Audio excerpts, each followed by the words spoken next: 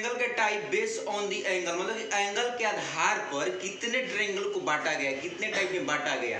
तो पहला acute angle triangle. तो एक्यूट एंगल ट्रायंगल हम जानते हैं कि जो एंगल का मान, प्रत्येक एंगल के मान अगर 0 से बड़ा और 90 से छोटा हो जाए, वह प्रत्येक एंगल, मतलब कि एक्यूट एंगल ट्रायंगल में प्रत्येक एंगल जो होना चाहिए एक्यूट होना चाहिए, उसको एक्यूट एंगल ट्रायंगल बोलते हैं। मतलब कि एंगल मान लीजिए ट्रायंगल अगर दे दिया जाए, यहाँ पर अगर ए बी और सी दिया जाए, तो एंगल ए के मान लेस देन हो जाएगा 90, बी के मान हो जाएगा लेस देन 90 और सी के मान हो जाएगा लेस देन 90। अगर 90 लेस देन हो जाएगा तो इसको हम बोलेंगे एक्यूट एंगल ट्रायंगल बोलेंगे। बट अगर यह एक्यूट एंगल ट्रायंगल है, अब आते हैं ऑब्टूज एंगल ट्रायंगल के। तो ऑब्टूज एंगल ट्रायंगल ध्यान देना जरूरी है यहाँ पर कि ऑब्टूज एंगल ट्रायंगल जो होता है, एक इसका एंगल, एक ही एंगल इसको होगा, एक एंगल इसमें के 90 से बड़ा होता है, एक एंगल 90 से बड़ा होता है, उसको हम लोग क्या कहते हैं, ऑब्टूज एंगल ट्रायंगल कहते हैं। इसका मतलब जब एक एंगल ऑब्टूज होगा तो दो को पक्का के एक्यूट होने वाला है। सुनने के बाद को ये दिमाग में रखना जरूरी है, कंसेप्ट बच्चा दिमाग में हटा देता है कि बस एक ऑब्टूज एंगल ट्रायंगल का जानता है, बस वही जानता है, बल्कि यह दिमाग में नहीं उसको जा पाता है।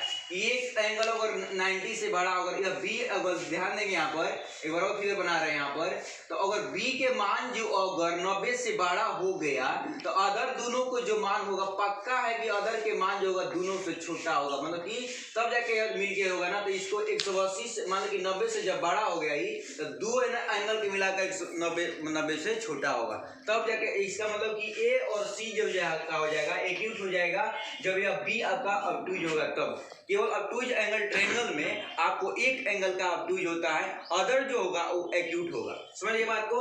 आगे आते हैं right angle triangle. Right angle triangle, तो राइट एंगल ट्रायंगल उसे कहते हैं जब एक एंगल उसमें के 90 डिग्री हो।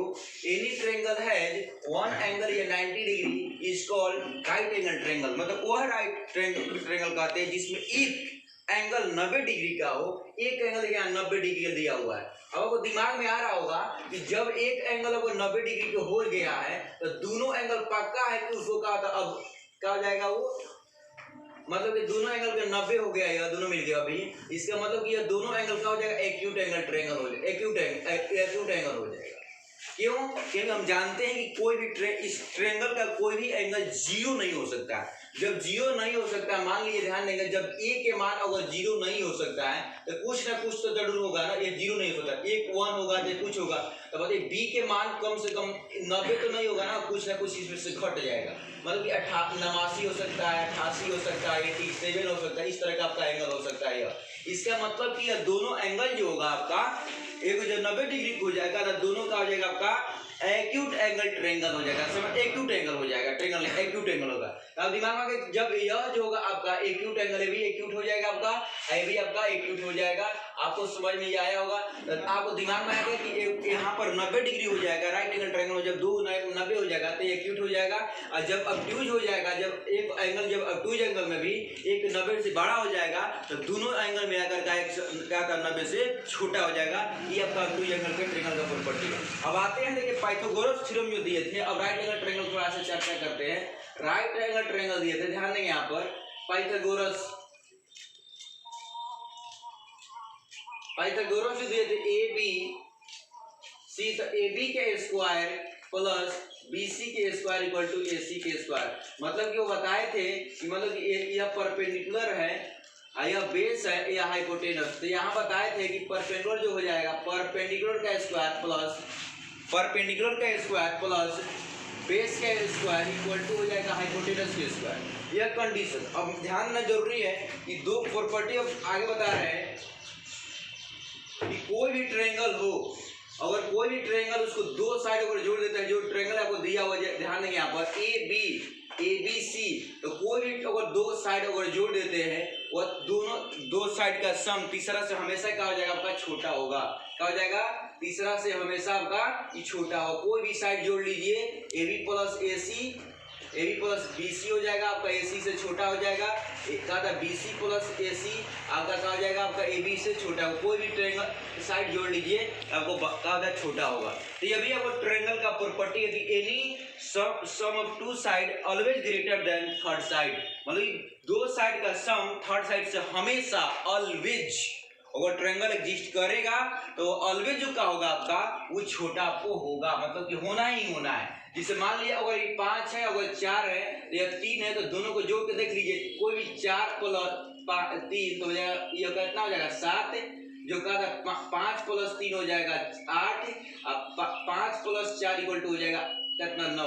तो ध्यान है कि तीनों अगर मान लीजिए ये दो साइड को जोड़ा गया तो दूसरा क्या बताइए, दूसरा साइड जो जोड़ा गया तीसरा 5 है, दूसरा जोड़ा गया देखिए 4 है, दूसरा जोड़ा गया कितना 3 है। तो बड़ा है कि नहीं, हर एक बार आ रहा है बड़ा ना, तब ट्रायंगल एग्जिस्ट करेगा, अदरवाइज एग्जिस्ट नहीं कर सकता है। समझ गए? तो आई होप आपको बात मेरा समझ में आया होगा। अब आते हैं हम अल्टीट्यूड के बारे में और मीडियन के बारे में और एंगल बाइसेक्टर के बारे में। ये एंगल बाइसेक्टर किसे कहते हैं तब आते हैं, ध्यान देंगे यहाँ पर। देखिए अल्टीट्यूड के बारे में बता रहे हैं कि अल्टीट्यूड हम किसे कहते हैं, जब भी अगर कोई वर्टेक्स से हम परपेंडिकुलर गिरा देते हैं या वर्टेक्स से हम परपेंडिकुलर गिरा रहे हैं, इसका मतलब कि यह जो हो जाएगा अल्टीट्यूड होगा। जब यह वर्टेक्स पर जब परपेंडिकुलर गिराते हैं यह अल्टीट्यूड हो जाएगा, जब वर्टेक्स पर यह परपेंडिकुलर गिराते हैं यह अल्टीट्यूड हो जाएगा। मतलब जब परपेंडिकुलर गिराया जाता है ना तो उसको अल्टीट्यूड बोलते हैं। अब आते हैं मीडियन की बात करते हैं। जब हम वर्टेक्स से जब भी एक कोई वर्टेक्स से हम अगर हम क्या करते हैं वह साइड बाइसेक्टर करते हैं, साइड बाइसेक्टर। जब साइड बाइसेक्टर होता है वह तो एंगल साइड बाइसेक्टर होता है तो उसी को हम मीडियन बोलते हैं। क्या बोलते हैं इसको, ये आपका मीडियन हो जाएगा, यह आपका मीडियन हो जाएगा। मतलब कि जो जब भी कोई एंगल जो आपका मतलब इसको बाइसेक्ट करता है तो क्या हो जाएगा आपका, ये मीडियन हो जाएगा। अगर दिमाग बात को रखना है, यह जब एल्टीट्यूड है तो यह एल्टीट्यूड जब मीडियन के रूप में आएगा तो यह क्या करेगा, आपको बाइसेक्ट भी कर देता है। आगे की ओर बताते हैं कि इसका एरिया जो का होता है मीडियन का जब रहेगा तो मीडियन का जो एरिया जैसे ए बी डी जो हो जाएगा, इसका एरिया अगर देखा जाए यह बराबर हो जाएगा, एरिया क्या हो जाएगा ए सी डी के बराबर हो जाएगा। मतलब कि मीडियन जो दो एरिया इक्वल पार्ट में भी काटता है, मतलब कि ट्रायंगल को दो इक्वल पार्ट में इक्वल एरिया के रूप में बांट देता है। आगे कह रहा है कि एंगल बाइसेक्टर, तो एंगल बाइसेक्टर होता है, ध्यान देंगे कि एंगल जब यहाँ से गिर रहा है, मतलब कि कोई भी वर्टेक्स से गिराइए उसको, तो यहाँ से क्या हो जाएगा, यह आपका एंगल बाइसेक्टर हो जाएगा। मतलब कि दोनों आपका एंगल बाइसेक्टर को आ गए। तो आई होप मेरी बात समझ में आया कि एंगल बाइसेक्टर किसे कहते हैं, साइड बाइसेक्टर किसे कहते हैं और आपको मीडियन किसे कहते हैं, यह आपको कंप्लीटली समझ में आया होगा।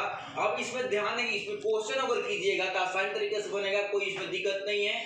आपको दिमाग में बिठाना है, अगर यह प्रॉपर्टी आपको रखना ए बी तीनों एंगल का अगर सम जो होता है 180 होता है। अगर तीनों अगर कोई भी साइड अगर जोड़ रहे हैं, दो साइड का सम तीसरा से हमेशा क्या हो जाएगा, आपका बड़ा हो जाएगा।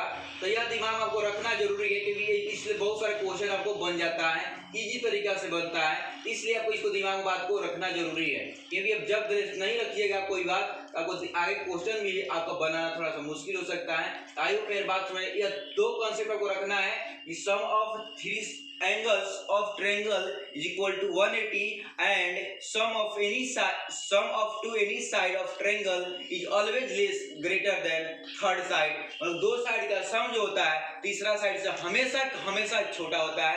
आई होप समझे होंगे। ये आपका 7th क्लास का था, इतना केवल आपको बेसिक बताया है, इस पे क्वेश्चन करने वाले हैं। अभी दूसरे हम वीडियो में करेंगे, तब तक ले जाने की अनुमति दीजिए। जय हिंद, मिलते हैं नेक्स्ट वीडियो में।